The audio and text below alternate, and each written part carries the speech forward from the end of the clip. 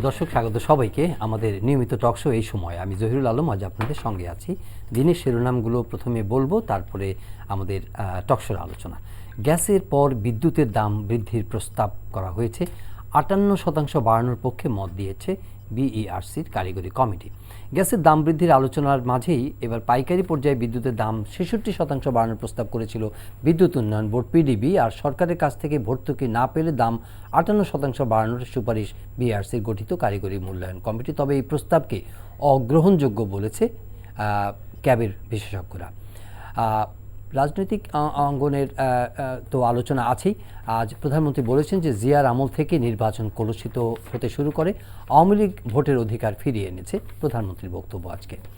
খুচরা বাজারে ডলারের বিনিময় মূল্য ১০০ টাকা ছাড়ানোর পরদিন তা কিছুটা কমলেও খোলা বাজারে এখনও ডলার সংকট রয়েছে।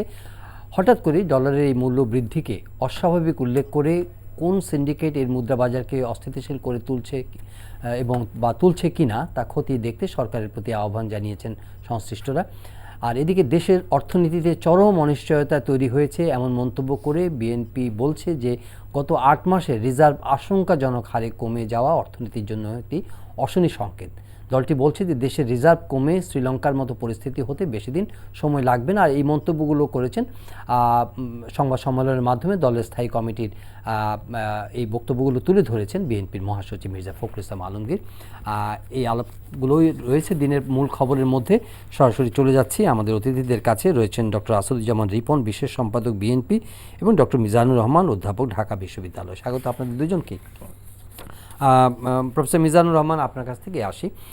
বিদ্যুতের মূল্য বৃদ্ধির প্রস্তাব করা হয়েছে, এর আগে গ্যাস, এর আগে পানি, মানে এখন যদিও নির্বাচন, পরের বছর নির্বাচনের কথা বলা হচ্ছে, এমন একটা সময়ে 2022 সালকে কি এগুলো বৃদ্ধির জন্য একটা উপযুক্ত বা সুবিধাজনক সময় মনে করা হচ্ছে, নাকি এটা অপরিহার্য এই বৃদ্ধি? অনেকেই বলছেন যে জনজীবনের মধ্যে যে ভোগান্তি, তার মধ্যে এই সিদ্ধান্তগুলো আরও চরম একটা কি বলে যে মানুষের জীবনের দুর্ভোগ বয়ে নিয়ে আসবে।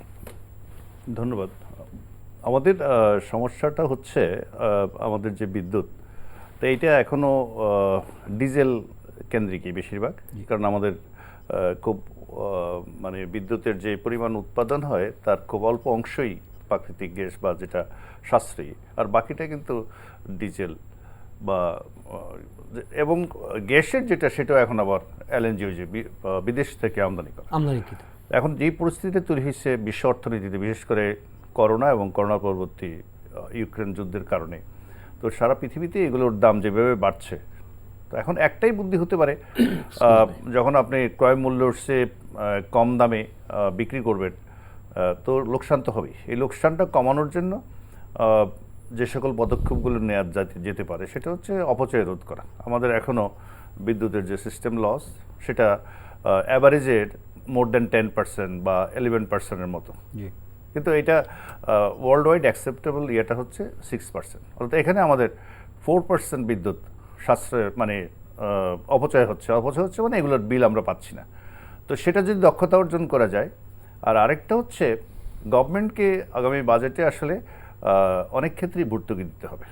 কারণ যে সকল জিনিসগুলো আমরা বিদেশি মানে ইম্পোর্টের উপর নির্ভরশীল, বিশেষ করে নিত্য প্রয়োজনীয় পণ্য, সব ক্ষেত্রেই প্রচুর ভর্তুকি দিতে হবে। এবং ভর্তুকির জন্য যেমন আমাদের কৃষির খাতে সার এবং বীজ এবং অন্যান্য কীটনাশক যেগুলো আসবে সেখানে পর্যাপ্ত ভর্তুকি রাখতে হবে।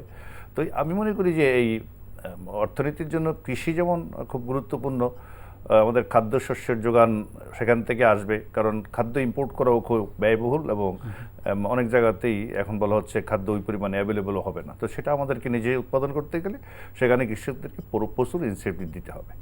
আর আমাদের শিল্প কারখানা যদি চালু রাখতে হয় তো সেক্ষেত্রে বিদ্যুৎ লাগবে, এবং কৃষিতেও বিদ্যুৎ ব্যবহার এখন বাড়ছে, সেচ যন্ত্র। সেই ক্ষেত্রে আমি মনে করি সরকারকে ভর্তুকির সেক্টর হিসেবে কিন্তু এটাকে আবার আস্তে আস্তে কিন্তু বিশ্বব্যাংক অন্যান্য সংস্থার পরামর্শে বিভিন্ন সময়ে যেই পরিমাণ এই বিদ্যুৎ খাতে ভর্তুকি ছিল এটা কিন্তু আস্তে আস্তে হ্রাস করে এটা বাণিজ্যিক দামের কাছাকাছি নিয়ে আসা হয়েছিল। কিন্তু এটা এখন আমার মনে হয় অন্তত এই বছরের জন্য হলো এটা কারেকশন না করে ওখানে যেই পরিমাণ ভর্তুকি লাগবে আমি মনে করি এটার বেনিফিট অর্থনীতিতে আসবে। কারণ আমাদের প্রোডাকশনের ডোমেস্টিক প্রোডাকশন যেগুলা সেটাও চালু থাকবে। আর হচ্ছে আমাদের এক্সপোর্ট যেখানে বাড়ছে, তো এই এক্সপোর্ট বৃদ্ধিটা হয়তো আরও একটু সুবিধাজনক হবে এখন, যেহেতু ডলারের মানে আপনি বলছেন যে মূল্যবৃদ্ধিটা এখন অপরিহার্য নয়, না, অপরিহার্য। মূল্যবৃদ্ধি তো অপরিহার্য, কারণ আপনি যে দামে কিনবেন এর কমে তো আর বিক্রি করতে পারবেন ঠিক না। এই সময় আপনি এটাকে যেই মূল্যটা বৃদ্ধিটা অপরিহার্য করে যে টাকাটা এখন অতিরিক্ত আসতো, সেই পরিমাণ টাকা অন্য জায়গার থেকে, আমাদের অনেকগুলো জায়গা আছে যেখান থেকে হয়তো অত খরচ করার এখনই দরকার নাই। যেমন আপনার অনেক রাস্তাঘাট যে নতুন করে তৈরি করা, ব্রিজ তৈরি করা, এগুলো স্থগিত রেখে হলে ওখান থেকে টাকাটা আপনার বিদ্যুতে। এই সিদ্ধান্তকে ডেফার করার কোনো সুযোগ নাই আপনি বলছেন? আমি বলছি যে ডেফার করার সুযোগ একটাই আছে, যদি সরকার অন্য জায়গা থেকে অর্থ সংস্থান করে দিতে সেই পরামর্শ আপনি তো এলএনজি কিনতে হবে, আর এলএনজির দাম বাড়তে বাড়তে এটা মানে একটা চূড়ায় উঠে গেছে। আর এলএনজির সাপ্লাই দিয়ে তো আপনি বিদ্যুৎ উৎপাদন এখন রাখছেন, তাহলে ওই টাকাটা তো পরিশোধ করতে হবে। কোথা থেকে পরিশোধ করবেন? হয় যে যারা বিদ্যুৎ ব্যবহার তাদের থেকে নিতে হবে, অথবা সরকারকে অন্য জায়গা থেকে। আমি সাজেস্ট করছি এই বছরের জন্য অন্তত, এই বছরের জন্য, সেটাই আমি বলছি। জি, ধন্যবাদ আপনাকে। আপনি গোড়াতে যে প্রশ্নটা করেছেন যে 2022 সালে, অর্থাৎ আপনি বোধহয় টার্গেট করেছেন, মানে অর্থাৎ হিসেব অনুযায়ী 2023 সালে যে নির্বাচন হবে, তার আগে এই অপ্রিয় সিদ্ধান্তগুলো বাস্তবায়ন। এটা তো অপ্রিয় সিদ্ধান্তের বিষয় না সরকারের কাছে। তার কারণ হচ্ছে যে সরকারের কাছে 2022, 23, 24, 25 কোনো ফারাক নাই।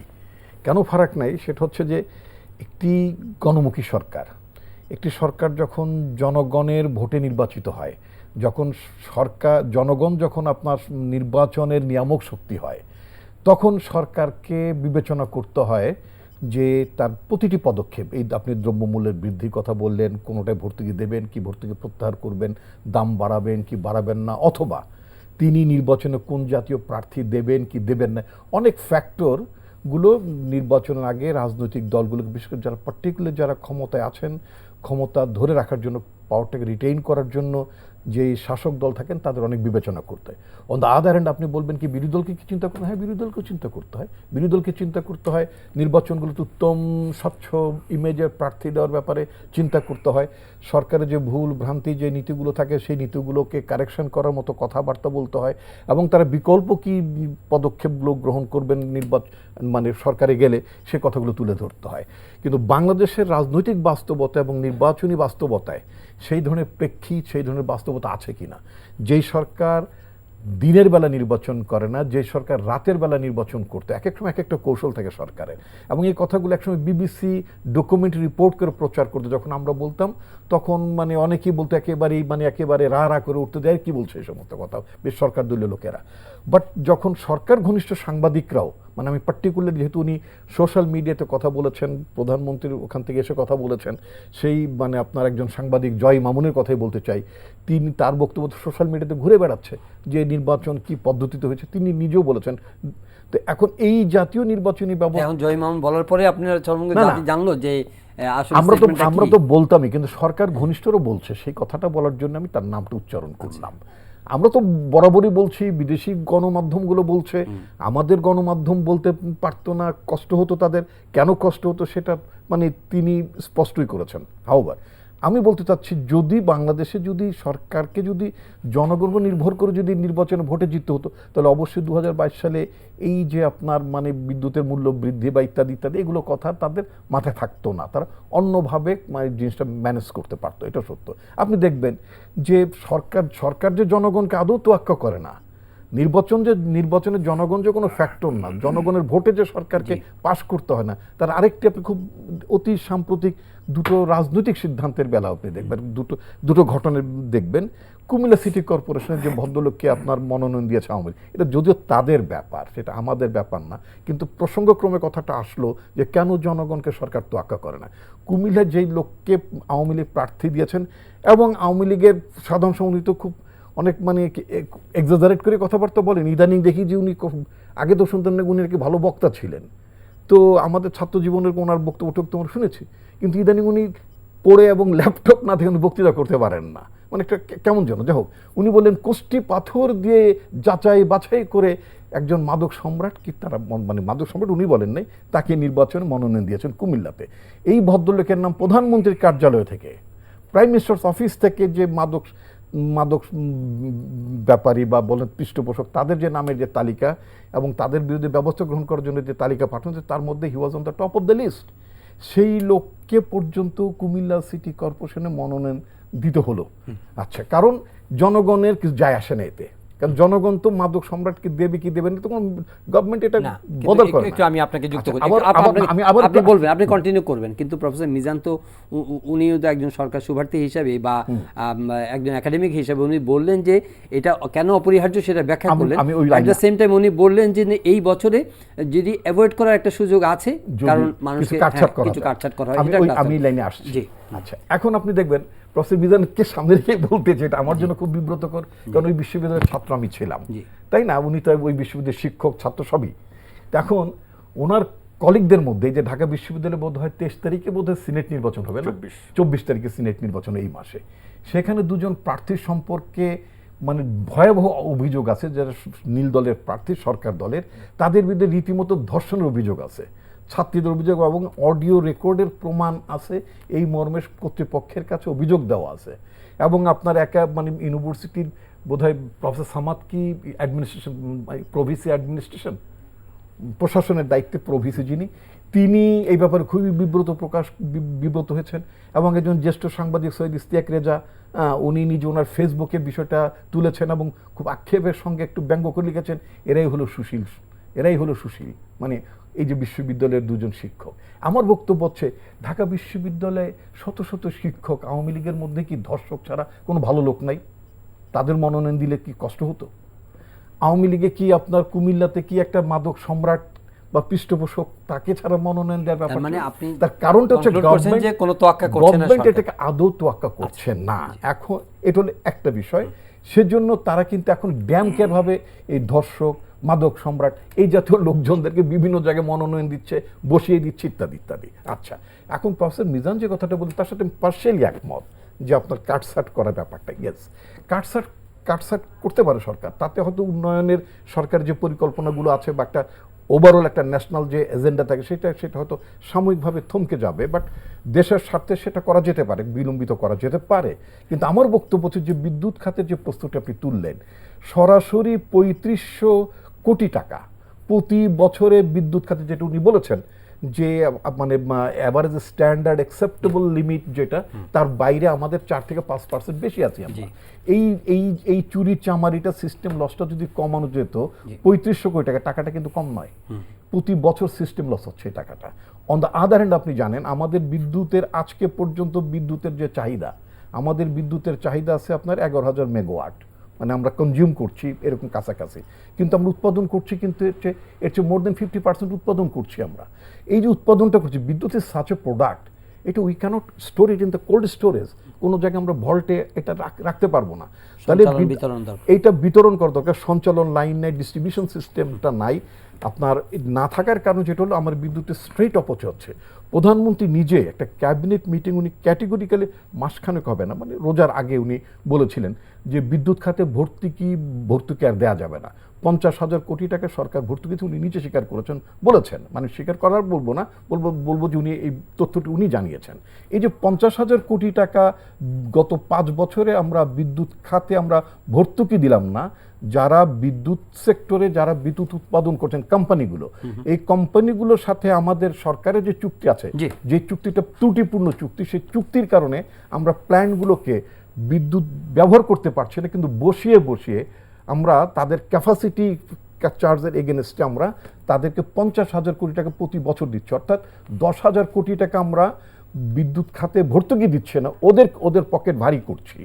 আর 3,500 কোটি টাকা আমাদের সিস্টেম, জনগণ সাফার করছে। 13,500 কোটি টাকা শুধু বিদ্যুৎ খাতে, একেবারে অঙ্কের মতো হিসাব। এই 13,500 কোটি টাকা যদি একদিক যদি আমার অপচয় করা না হতো, তাহলে হয়তো এই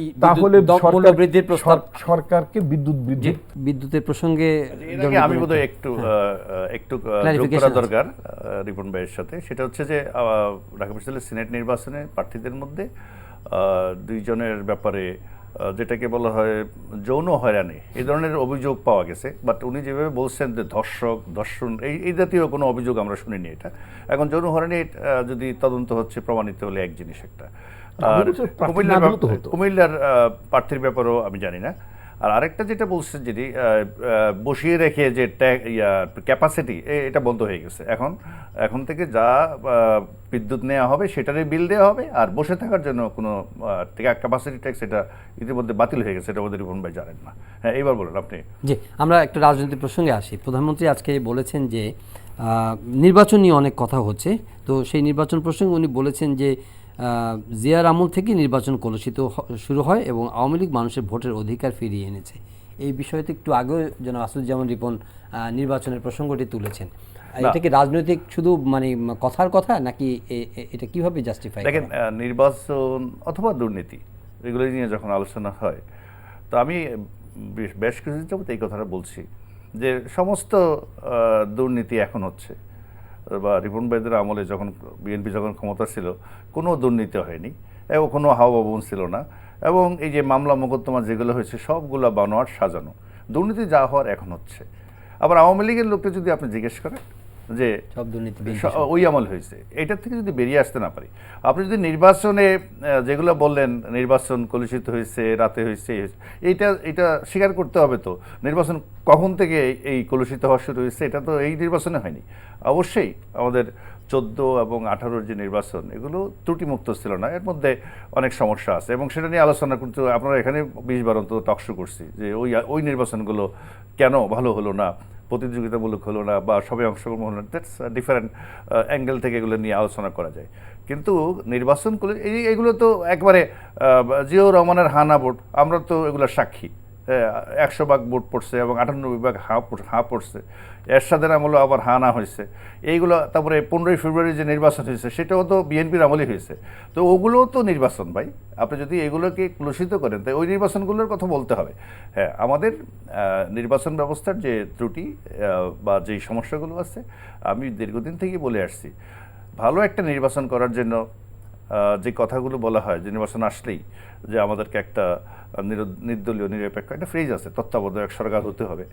আরেকটা হচ্ছে নির্বাচন কমিশনকে অত্যন্ত মেরুদণ্ড সম্পন্ন, এই কথাগুলো নিয়ে আমরা আলোচনা করি। কিন্তু আমি বারবার যেটা বলি সেটা হচ্ছে নির্বাচনের মূল স্টেক হোল্ডার হচ্ছে রাজনৈতিক দল। অ্যান্ড রাজনৈতিক দল যদি হোল হার্টেডলি নির্বাচনে অংশগ্রহণ না করে, আপনি এই বিগত 14তে তো নির্বাচনে মানে 80%, 85%।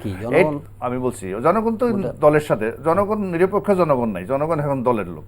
আপনি কোনো দল সাপোর্ট করে না এরকম আর জনগণ নাই, আপনি কোথাও জনগণ পাবেন না। দেখবেন যে হয় বিএনপির সাপোর্টার, নাহলে আওয়ামী লীগের সাপোর্টার, অথবা অন্য জামাতের সাপোর্টার, এরকম পাবলিক আর নাই, সাধারণ নাকি আমজনতা কমে গেছে এই দেশে। হ্যাঁ, আমজনতা একদম কমে গেছে। সুইং ভোটারস বলে কিছু নাই। সুইং ভোটারও হয় আওয়ামী লীগের, নাহলে বিএনপি। আগে বিএনপির করতো, এখন তাল বুঝা আওয়ামী লীগ হয়ে যাবে। আওয়ামী লীগের লোক যখন তাল বোঝে, একদম কোনো দল করেন না, সুইং করতেছেন দল, কিন্তু একবারে কোনো দলের সাপোর্টার এরকম লোক আর নেই এখন আর। তো সেই ক্ষেত্রে আমি যেটা বলছিলাম যে মূল সমস্যাটা ওখানে, যে দল যদি হোল হার্টেড ইলেকশন না করে, যে আমি শেষ পর্যন্ত 14তে ইলেকশন করলো না, 18তে এসে যেটা দেখলাম অংশগ্রহণের দিক থেকে, সংখ্যার দিক থেকে সকল রাজনৈতিক দল ছিল, কিন্তু আসলে আন্তরিকভাবে ইলেকশন করা যায়। এক একটা কনস্টিটিউয়েন্সিতে 3জন 4জনকে যখন 5জনকে নমিনেশন দেওয়া হয়েছে একটা দল থেকে, এবং কাকে নমিনেশন দিয়েছে এটা শেষ দিন পর্যন্ত সিদ্ধান্ত হয়নি, এরকম একটা অবস্থায়। এবং এমন প্রার্থীও আছে যে একটা পোস্টারও ছাপায়। এটা কেন হলো এরকম? আমি বলছি যে এটাই সমস্যাটা। দলটি যদি সত্যি সত্যি নির্বাচন করতে হইতো, এবং শেষ মুহূর্তে আমাদের এখানে কি হয়, 10টা 11টার দিকে নির্বাচন থেকে সরে দাঁড়ালাম, অথবা দুপুরবেলায় সরে দাঁড়ালাম, আগের দিন সরে দাঁড়ালাম, অথবা প্রতিপক্ষ আমাকে থাকতে দিল না। এটা তো আরেকটা অভিযোগ যে এজেন্ট বের করে দিয়েছে, থাকতে দেয় নাই, সেগুলো কিন্তু আছে। তো সেখানেও যদি আপনি প্রোটেকশন আপনাকে যদি বের করে দেয় প্রতিপক্ষ, একমাত্র এই মানে এটার প্রোটেকশন একমাত্র একটা শক্তিশালী প্রতিপক্ষই দিতে পারবে, রাজনৈতিক দলই দিতে পারবে। এটা পুলিশ টুলিশ আপনাকে দিতে পারবে না। যখন গ্রাম শুদ্ধ লোক এসে যখন কেন্দ্র দখল করার চেষ্টা করবে, ব্রাহ্মণবাড়িয়ার সরাইলের দিকে আমি দেখছি পুরা মহিলারা সহ আসছে লাঠিছোটা নিয়ে কেন্দ্র দখল করার জন্য। তো এইটা আপনি পারবেন না। সেই জন্য আমাদের সিদ্ধান্তটা যদি একটা নির্বাচন কমিশনের ক্ষমতায়ন এগুলো নিয়ে আলোচনা করি, এর সাথে সাথে সকল দলের একেবারে স্বতঃস্ফূর্ত অংশগ্রহণ এবং শেষ পর্যন্ত নির্বাচনে থাকা। নাইলে কি হবে, নির্বাচনে যে কোনো পর্যায়ে যখন শক্তিশালী প্রতিপক্ষ না থাকবে, তখন বিভিন্ন শক্তি যারা এই নির্বাচনকে এজেন্ডা, কলুষিত করার এজেন্ডা থাকে, আরও বিভিন্ন মতলব থাকে, তারা সবাই এসে কিন্তু নির্বাচনের উপর আসর করবে এবং নির্বাচন যা হওয়ার তাই হয়ে যাবে। সেই জন্য আমরা কিন্তু এই জিনিসটাকে খুব কম আলোচনা করি যে পলিটিক্যাল পার্টি হিসেবে পলিটিক্যাল পার্টির যে স্ট্রাকচারাল কাঠামো থাকা দরকার, কেন্দ্রে কেন্দ্রে এবং উপস্থিতি, শেষ পর্যন্ত বোর্ড মনিটরিং করে বোর্ডের রেজাল্ট পর্যন্ত নিয়ে যাওয়া, এই কাঠামোটা যদি রাজনৈতিক দলের তৃণমূল থেকে না থাকে, হাতে থাকে বা ইলেকশন প্রশাসনকে আমি বলছি, প্রশাসন যদি হাতে থাকে, 70-এর ইলেকশনে তো প্রশাসন পাকিস্তানের ছিল, তাতে কিন্তু কিছু করতে পারে না। যখন জনগণ, আমি তো 70 সালে ছোট হলেও দেখছি তো, প্রশাসনকে মার্শাল্য, কিন্তু পুরো পাকিস্তান বিরোধী জনগণ কিন্তু ওই ওই ওই প্রশাসনের বিরুদ্ধেও জিতে আসছে তো। কিন্তু আমি বলছি জনগণ এবং জনগণের সম্পৃক্ত রাজনৈতিক দল যদি শক্তিশালী না হয়, আর আপনি যা কিছু করবেন ওই দিয়ে কিন্তু ইলেকশন নিরপেক্ষ করা যাবে। জনাব দীপন, আচ্ছা, প্রফেসর বিজন মাঠ ছেড়ে দিলে তো হবে না। উনি যে কথাটা বলেছেন তার আগে একটা কথা বলতে আমি দুটো প্রশ্ন উত্তর দিতে চাই। উনি বলেছেন বিগত নির্বাচনে বিএনপি একাধিক প্রার্থী মনোনয়ন দিয়েছে। আমি মনে করি আমার ব্যক্তিগত অ্যাডভোকেসিটা হচ্ছে আমি এটাকে প্রাতিষ্ঠানিকরণ করতে চাই। যেমন দেখবেন ঢাকা বিশ্ববিদ্যালয়ে যখন ভিসি ইলেকশন হয়, তিনজন মানে ভোটে তিনজন ফার্স্ট সেকেন্ড থার্ড হন, এখান থেকে রাষ্ট্রপতি তার এখতিয়ার অনুযায়ী একজনকে বেছে নেন। আচ্ছা, ভালো কথা। বিদেশে আপনি দেখবেন যে একজন দল থেকে, পার্টিকুলার আমি আমেরিকার উদাহরণ যা বলতে চাই, একটি দল থেকে একাধিক প্রার্থী প্রাইমারিলি কম্পিট করেন, ফাইনালি একজন জেতেন এবং তিনি নির্বাচনের বেশ আগে থেকেই অফিসিয়ালি ক্যান্ডিডেট হয়ে যান, ইলেকশন কমিশন থেকে ডিক্লেয়ার করে। এটা আসলে আমাদের দলের দেশে হওয়া উচিত।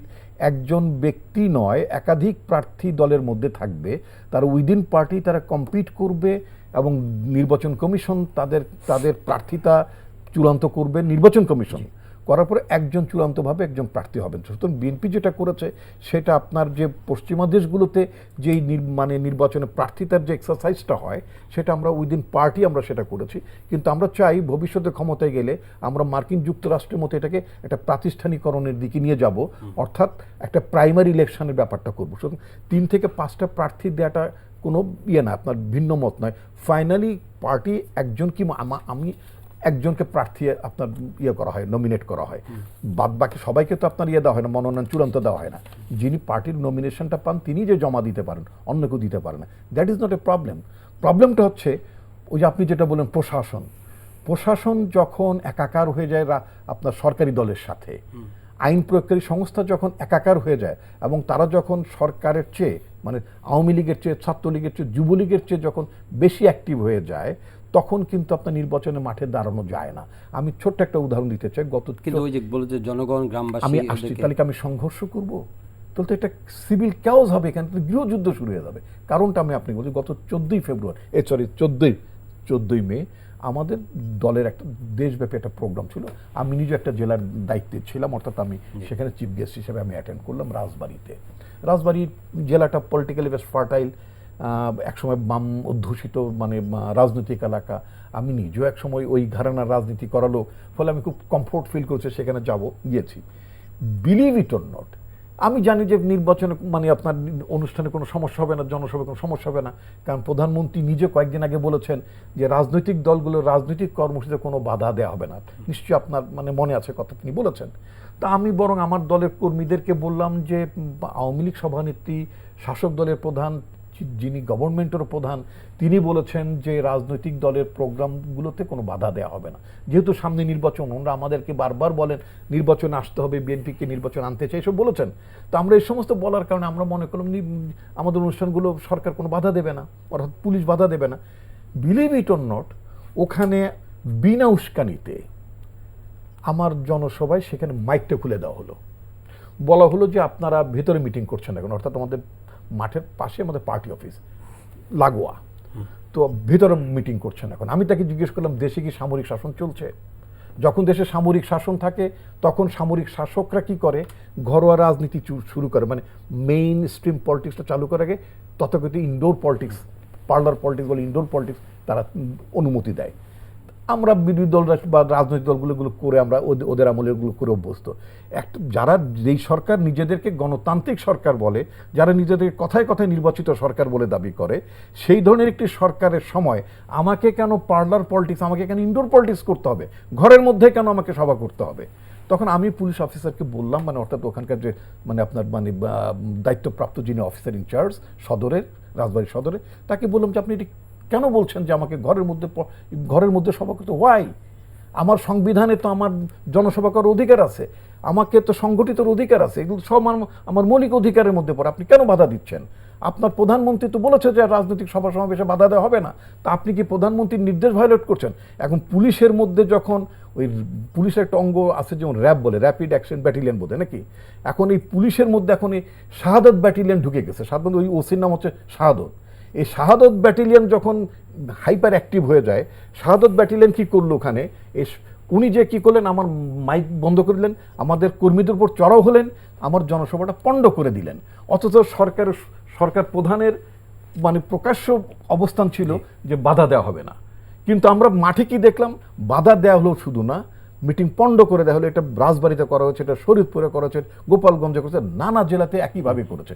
এখন কথা হচ্ছে যে দেশে প্রধানমন্ত্রী যে কথাটা বলছেন বা তার শাসক দলের সাধারণ সম্পাদক ওবায়দুল কাদের যেটা বলছেন যে বিএনপি নির্বাচনে আসা উচিত ইত্যাদি যে কথাগুলো তারা বলেন, এগুলো তাদের কথার কথা। আসলে বিএনপি নির্বাচনে আসুক এটা তারা চায় না। বিএনপি নির্বাচনে আসলে তাদের যে কি অবস্থা হবে, এবং তাদের জন্য যখন জনগণের মনে 20টা আসনও যার অবশিষ্ট নেই, এটা তারা খুব ভালো করে জানে। এই জন্য তারা বিভিন্ন জায়গায় এই শাহাদত ব্যাটালিয়ন এনগেজ করছে। এবং এই জন্য আমরা একটা দল নিরপেক্ষ সরকার এই কারণে চাই, সেটা হচ্ছে যে একটা সার্টেন পিরিয়ড পর্যন্ত প্রশাসনকে আপনার এই শাহাদত ব্যাটালিয়ন থেকে বা পুলিশ থেকে বিযুক্ত করা। আমি যেটা জানতে চাচ্ছি সেটা হচ্ছে যে সরকার তো অনেক ভালো কাজ করেছে বলেছে, দীর্ঘদিন ধরে তার ক্ষমতায় আছে এবং সামনে কিছু মেগা প্রজেক্টস ওপেন হতে যাচ্ছে। আবার দেখা যায় এখন অর্থনীতিতেও কিছুটা কি বলে যে চাপ তৈরি হয়েছে বলে বিভিন্ন ধরনের আলোচনা তৈরি হচ্ছে বা সমালোচনাও কিছু আসছে। এই অবস্থায় মানে বিরোধী দলকে নির্বাচনে আনার আগ্রহ আছে, কিন্তু একই সঙ্গে আবার তাদেরকে চাপের মধ্যে রাখা, চাপের মধ্যে রেখে। আমি ব্যক্তিগতভাবে মনে করি একটা গণতান্ত্রিক ব্যবস্থায় যেখানে নির্বাচন আসন্ন, সেখানে সমস্ত রাজনৈতিক মত দল সবাইকে সমান অধিকার, রাজনীতি করার যে অধিকার, জনসভা করার, তাদের কর্মসূচি পালন করার, সেটা অবারিত করার, এটা আমি ব্যক্তিগত বিশ্বাস করি এবং সেটাই করা উচিত। আর আরেকটা বিষয় হচ্ছে, আমি প্রথমে বলছি যে 14 এবং 18 যে নির্বাচন, এগুলো ত্রুটিমুক্ত ছিল না। আর আগে যে সকল 15 ফেব্রুয়ারি এগুলো নিয়ে আর কথা বলতে চাই না আমি, কারণ ওগুলো কোথা থেকে কে শুরু করছে এগুলো রিপন ভাই ভালো জানে, আমিও জানি। আপনি বলেছেন। হ্যাঁ, তো সেই ক্ষেত্রে আমি বলছি যে এইবারের যে নির্বাচনটা হবে, আমাদের দেশি এবং আন্তর্জাতিক যে সব সামগ্রিক যে প্রেক্ষাপট, সেই প্রেক্ষাপটে আমার কেন জানি মনে হয় আমাদের একটা ভালো নির্বাচন করতেই হবে। এবং সেই ভালো নির্বাচনটা করার জন্য আমি গত পর্বে যেটা বললাম, পার্টিসিপেটরি ইলেকশন, সমস্ত দলের অংশগ্রহণ করতে হবে এবং সেখানে সরকারি দল হিসেবে এমন একটা পরিবেশ তৈরি করতে হবে। একটা যদি রিপন ভাই যে দলের প্রতিনিধিত্ব করেন, তারা যদি আন্দোলন করে সরকার ফেলে দিয়ে আরেকটা তৃতীয় সরকার বা তৃতীয় পক্ষের সরকার কায়েম করে গণ অভ্যুত্থান হয়ে গেল দেশে, সেইটা দিয়ে ওনারা কি করবেন সেটা এক জিনিস, আমি জানি না। অন্তত এইটার কোনো লক্ষণ আমি অন্তত সুদূর ভবিষ্যতেও দেখি না, আপাতত না। তাহলে কি হবে? আর আরটা হচ্ছে, আমরা যে বিভিন্ন সময় এই মানে দলবিহীন সরকার বা নিরপেক্ষ সরকার এগুলো করেছিলাম, তখন কিন্তু আমাদের সংবিধানে এই ধরনের কোনো বাধ্যবাধকতা ছিল না, এটা করা যাবে না। আমরা করছি 91-তে, 96-তে বিভিন্ন সময় তত্ত্বাবধায়ক সরকার। কিন্তু এখন মনে রাখতে হবে, একটা আইনগত একটা বিরাট সমস্যা। আমরা যদি ইভেন সবাই মিলেও যদি সংবিধান সংশোধন করেন, that verdict of the appellate division যেটা আছে, যে এই প্রজাতন্ত্র এক মুহূর্তের জন্য অনির্বাচিত কারো দ্বারা শাসিত হবে না। This is the essence of the verdict of that, ওই যে তত্ত্বাবধায়ক সরকার বাতিল, এটা কিন্তু রয়ে গেছে। Now it is the part of the constitution, you know, the verdict of the appellate ডিভিশনটা সংবিধানের অংশ হয়ে যায়। এখন কেউ আমরা করলেও, অর্থাৎ সবাই মিলে যদি আলোচনা করে আমরা যদি করেও ফেলি তত্ত্বাবধায়ক সরকার, এইটা একজন গিয়ে যা সেটা 250 টাকা না কত লাগে রিট করলে, আর বেশি লাগে, 50,000 টাকা লাগে, কোর্টের লাগবে 30 টাকা লাগে, তো এইটা কিন্তু খারিজ হয়ে যাবে, এইটা আর করা যাবে না। বাট তারপরও আমি বলছি, সকল দল যাতে অংশগ্রহণ করে সে ধরনের একটা কার্যকর পরিবেশ তৈরি করার জন্য যে সকল আলোচনা করার দরকার, এবং কিভাবে করলে তারা মানে সত্যি সত্যি জনগণের মতামতের যেটা হবে, পার্লামেন্ট সংবিধান সংশোধন করলেও সেটা সংবিধান আদালতে চ্যালেঞ্জ হয়ে যাবে, অবশ্যই হবে। পার্ট তো সংবিধানের ইচ্ছা করলে সংশোধন করা যায় না, এটা তো কনফ্লিক্টিং। আপনার পার্লামেন্টই তো আইন প্রণয়ন না করছেন, পার্লামেন্ট অনেক কিছুই পার্লামেন্ট অনেক কিছুই করতে পারবে। রাষ্ট্রের প্রয়োজনে অনেক কিছুই তারা সবকিছু করতে পারে না। তাহলে সংবিধান সংশোধনীগুলো বাতিল হলো কেন? সংবিধানের বিভিন্ন সংশোধনী পার্লামেন্টে পাস করছেন না, তো এগুলো বাতিল হলো কেন? এগুলো আমাদের সংবিধানের মূল স্পিরিটের সাথে কোনো জিনিস যদি কন্ট্রাডিক্টরি হয়, সবাই মিলে পাস করলেও এটা অ্যাপিলেট ডিভিশনে টিকবে না। এটা আমাদের তাহলে সংবিধানের এতগুলো সংশোধনী সম্পূর্ণ বাতিল করে দিচ্ছে কেন কোর্ট? এটা পারবেন না আপনি। স্পিরিট অফ দ্য তত্ত্বাবধায়ক সরকার ফেরত আসার কোনো সুযোগ নেই। আমি যেটা বলতে চাচ্ছি, আসলেও ওই একই অবস্থা হবে। আর তত্ত্বাবধায়ক সরকারের যে অভিজ্ঞতাগুলো আছে, তত্ত্বাবধায়ক করতে করতে করতে তো শেষ পর্যন্ত তত্ত্বাবধায়ক ইয়াজউদ্দিন সাহেব একটা দলীয় রাষ্ট্রপতি, তত্ত্বাবধায়ক সরকার পতন হয়ে গেছিল না, সেই অভিজ্ঞতা তো আমাদের আছে। আমি যেটা বলছি, আমাদেরকে নির্বাচনে সবাইকে অংশগ্রহণ করার জন্য একটা পরিবেশ তৈরি করা, সেটা সরকারের যেহেতু ক্ষমতায় আছে তাকে অগ্রণী ভূমিকা নিতে হবে। আর মূল জায়গাটা সেটা হচ্ছে বিএনপি সহ অন্যান্য যে রাজনৈতিক দলগুলো, তাদের আলোচনা যে জায়গাটাই করার দরকার সেটা হচ্ছে এই প্রশাসন। একটু আগে যেটা বললেন, রাজবাড়ির পুলিশ বা অমুক জায়গার পুলিশ, এটা নির্বাচনকালীন সময়ে এটাকে কীভাবে নির্বাচন কমিশনের অধীনস্থ করা যায়। 126 অফ দ্য কনস্টিটিউশনাল যে আমাদের ধারা আছে, সেখানে আমাদের কাজ করতে হবে। কারণ ইলেকশনের সময় ইলেকশন কমিশন যেইভাবে চাইবে, রাষ্ট্রপতি এবং সামরিক বাহিনী সহ সবকিছু কিন্তু নির্বাচন কমিশন। এখন ওই যে রাজবাড়ির বাস্তবতা কি আছে বাংলাদেশে? অবশ্যই থাকবে। আপনি যদি করেন না, এখন যদি মনে করেন রাজবাড়ির ওসিকে বদলি করতে হবে, অথবা কুমিল্লা এখন ইলেকশন হচ্ছে, যেহেতু কুমিল্লার সদর থানার ওসিকে বদলি করতে হবে, এসপিকে বদলি করতে হবে, নির্বাচন মনে করে না। কিন্তু আমরা তো এক সেকেন্ড আমি বলিনি, এখন কি করতে হবে? ওই রিটার্নিং অফিসার কেন করে স্বরাষ্ট্র মন্ত্রণালয়ে লিখবে, স্বরাষ্ট্র মন্ত্রণালয়ের আইজিপিকে লিখবে, আইজিপি আবার সংস্থাপন মন্ত্রণালয়, এইভাবে হবে জিনিসটা। কিন্তু আমি বলছি এই ক্ষমতাটা আপনাকে সরাসরি ওই রিটার্নিং অফিসারকে দিতে হবে। রিটার্নিং অফিসার চাওয়া মতো নির্বাচন কমিশন থেকে এই এসপিকে ট্রান্সফার করে দিবে। এই জায়গায় অর্থাৎ 126-এ অনেক ফাইন টিউনিং এর সুযোগ আছে, যেটা দিয়ে আপনি একটা নিরপেক্ষ নির্বাচন করতে পারবেন। এখন আমি প্রথমে স্বরাষ্ট্রমন্ত্রীর কথা বললেন, তো আমি স্বরাষ্ট্রমন্ত্রী রেফারেন্স দিয়ে বলি, অতি সম্প্রতি 32 জন 42 জন ডিআইজি বোধহয় আপনার পদোন্নতি পেয়েছেন। এর মধ্যে প্রত্যেকে যেটা দেখলাম, শতাধিক ব্যক্তি নাকি নিজেদের আবার বঞ্চিত বোধ করেছেন, তাদের মধ্যে বঞ্চনাবোধ কাজ করছে। স্বরাষ্ট্রমন্ত্রীর একটি মন্তব্য আমি যেটা সোশ্যাল মিডিয়াতে দেখলাম, পত্রিকার স্ক্রিনশট দেখলাম, সেখানে বলেছেন যে আমার কিছু করার ছিল না, সিনিয়র সচিবরাই করেছে। তো যখন স্বরাষ্ট্রমন্ত্রী কিছু করার থাকে না, সিনিয়র সচিবরাই করে ফেলে, তাহলে অবস্থা কত দুর্গতির জায়গায় দেশটা চলে গেছে আপনি বুঝতেই পারছেন। আর উনি যেটা বললেন, প্রফেসর মিজান যেটা বলেছেন, আমার মনে রাখতে হবে যেই সংবিধানের কথা বলছি আমরা, এই সংবিধানটা কিন্তু 73 সালে এই দেশের গণপরিষদ সদস্যরা, তৎকালীন এমসিএ যারা ছিলেন, তারাই কিন্তু সংবিধানটা প্রণয়ন করেছেন।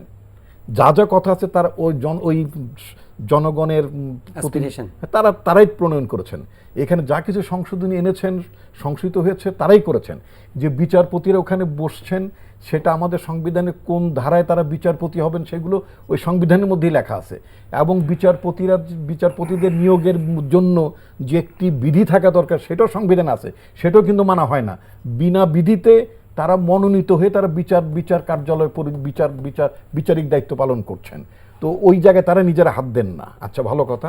এখন কথা হচ্ছে যে এখনও উনি যেটা বললেন যে তত্ত্বাবধায়ক সরকারের ব্যাপারে, তত্ত্বাবধায়ক সরকার ব্যবস্থা ফেরত আসবে না। তত্ত্বাবধায়ক সরকার ব্যবস্থাটা যিনি বাতিল করেছেন, খায়রুল হক, এখন উনি রিটায়ারমেন্টের পরে যে উনি ঘরে বসে মনের মাধুরী মিশে একটা রায় লিখলেন, উনি ওপেন কোর্টে বললেন এক কথা, হ্যাঁ, আর উনি কি করলেন, রিটায়ারমেন্টের 1.5 বছরের পরে যে উনি একটা রায় লিখে দিলেন।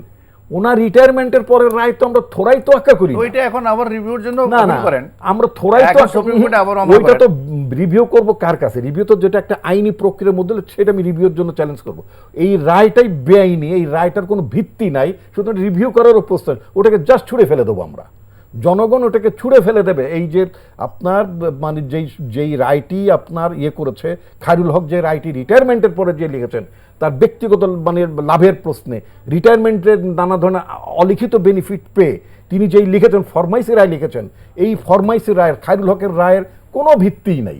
কারণ একটা মানুষ, আজকে আমি যদি এইভাবে ধরে নেই যে আপনার সেনাবাহিনীর প্রধান ছিলেন কে এর আগে, আব্দুল আজিজ, তো উনি তো রিটায়ারমেন্টে চলে গেছেন। এখন উনি স্বপ্নের মধ্যে দেখে উনি যদি বলেন যে বাংলাদেশ সেনাবাহিনীতে উনি করবেন, কি বলে, যত সৈনিক আছে সবাইকে উনি প্যারাট্রুপার্স বানিয়ে ফেলবেন, তো এটা ওনার পক্ষে সম্ভব? উনি হুকুম দিলে হবে নাকি? এটা তো আমার সার্ভিং চিফ যিনি আছেন তার সিদ্ধান্তের ব্যাপার। তো ওই খায়রুল হক একটা রিটায়ারমেন্টের পর উনি রায় দিলেন, এরপরে আমাকে একজন আইনজীবী বল ভাই উনি তো আইনজীবী সঠিক বলে নাই, অন্তত শতাধিক রায় আছে আফটার রিটায়ারমেন্ট, পূর্ণ রায় আমাদের হাইকোর্ট শতাধিক রায় আমি আছে আপনার সাথে আফটার রিটায়ারমেন্ট। আমি আপনার সাথে ভিন্ন মত পোষণ করছি, এগুলো আমি জানি যে শতাধিক রায় আছে। এখন কিন্তু সেই সময় চলে আসছে, সেটা হলো যে নোবডি চ্যালেঞ্জড ইট, এটা আঙ্গুল তোলে নাই কেউ, সেজন্য ওটা আছে। কিন্তু যদি আঙ্গুল তুলি আমি, আপনার তো কোনো অধিকারই নাই।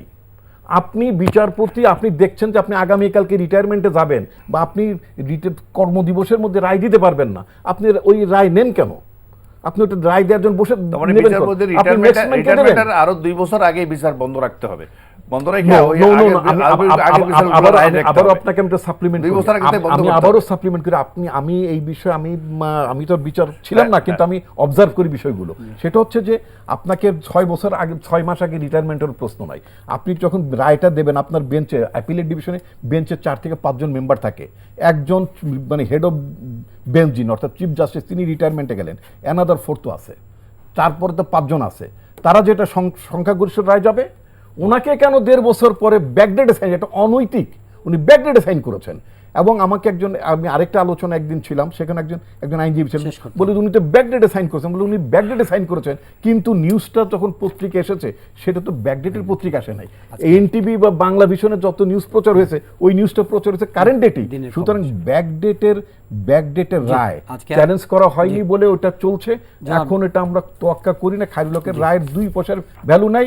এইটা আপনার এইটা নিয়ে তত্ত্বাবধায়ক সরকার ইনশাআল্লাহ রিপন। আজকে আর সময় নেই, আপনাকে অশেষ ধন্যবাদ। ডক্টর মিজানুর রহমান, আপনাকেও ধন্যবাদ আজকে আমাদের এই সময়ে যুক্ত হয়ে মূল্যবান মতামত দেওয়ার জন্য। প্রিয় দর্শক, এই সময় শেষ করছি। সবাই ভালো থাকবেন, দেখা হবে আবার পরের অনুষ্ঠানে। চাইলে আপনার অনলাইনে অনুষ্ঠানটি দেখতে পারেন, ভিজিট করুন ntvd.com, ইউটিউব ভেরিফাইড ফেসবুক পেজে জনপ্রিয় অনুষ্ঠান, খবরের আপডেট আপনারা জেনে নিতে পারেন।